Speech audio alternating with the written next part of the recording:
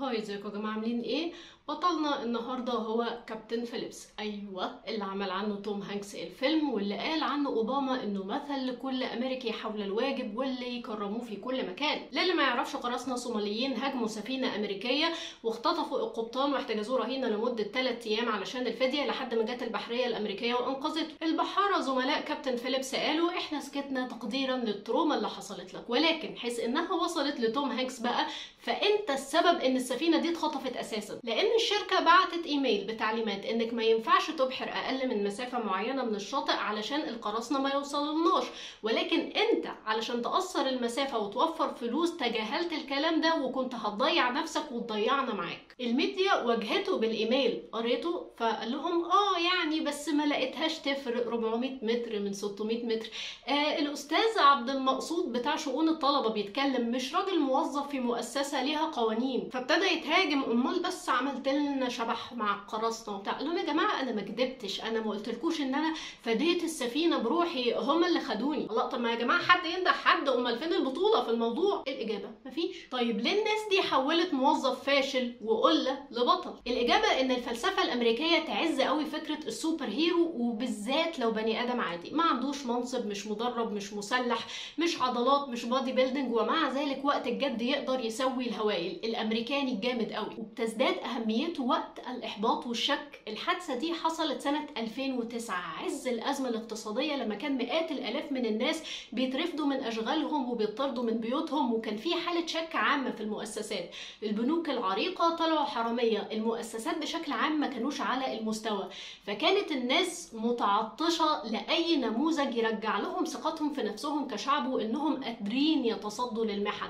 فده ساهم بقدر كبير في النفخ في فكره كابتن فيليبس. الى جانب ده طبعا كانت في نماذج تستحق فعلا زي كابتن سالي، واللي برضه مثله توم هانكس. في المقابل بقى الفلسفه المصريه هي اتبطل. انتوا فاكرين نفسكوا ايه؟ سنة 2017 حصلت عملية إرهابية ضد كنيسة في حلوان، فجه راجل عادي خالص بيشتغل سواق تصدى للإرهابي بيديه العاريتين، غامر بنفسه علشان الناس.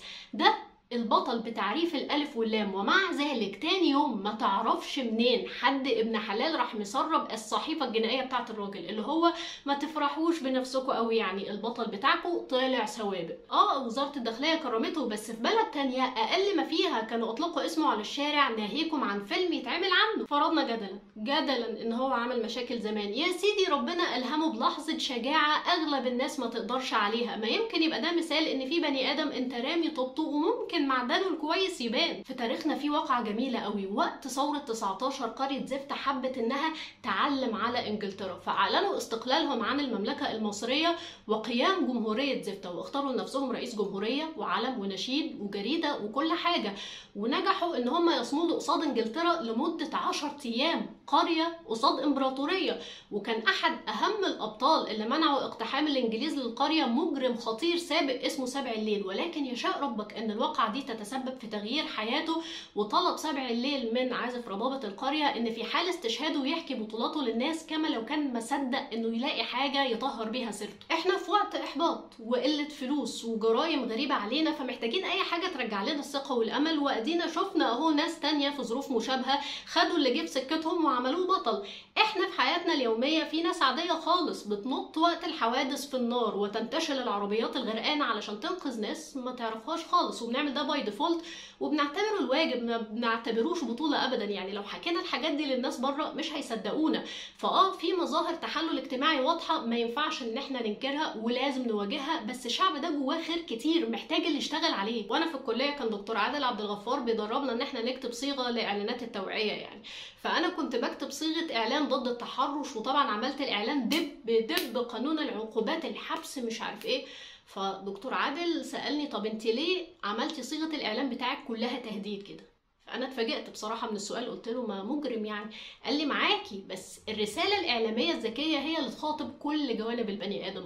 المتحرش والمجرم يتعاقب، بس ليه ما تحاوليش تستنهضي المشاعر الإيجابية اللي جوه الناس؟ وراح طالع بسلوجن مرة واحدة كده، الشاب المصري طول عمره يحمي مراته ويحمي اخته والشارع كله جزء من عيلته. فباب عظيم للخير ممكن يتفتح بالاحتفاء بالمواطن العادي اللي يقدر ياخد مواقف غير عادية، بالسوبر هيرو اللي من لحم ودم. ولكن مهم جدا جدا نعرف ان ده مش حل سحري، ده مش بديل عن القانون ولا عن دراسة سبب اي مصيبة ايه. يعني مثلا احد جوانب تصدي الناس للانقاذ في مصر هو السؤال: هل عربيات الاسعاف والمطافي بتوصل بالسرعة الكافية؟ كمان تبقى مصيبة لو تحولت الحكاية لكليشيه من بطولة الفنان شريف منير ويطلع بقى يقول لنا في مواعظ وحكم. لا، احنا عايزين سوبر هيرو من لحم ودم حقيقي مش فيك، واللي يدور يلاقي. يعني انا مثلا اتمنى اني اشوف في يوم من الايام فيلم عن صلاح الموجي او سبع الليل. شكرا يا جماعه، يا ريت ما تنسوش سبسكرايب واللايك والشير، او اللايك والشير والكومنت لو كنتوا بتتفرجوا على الفيسبوك. شكرا،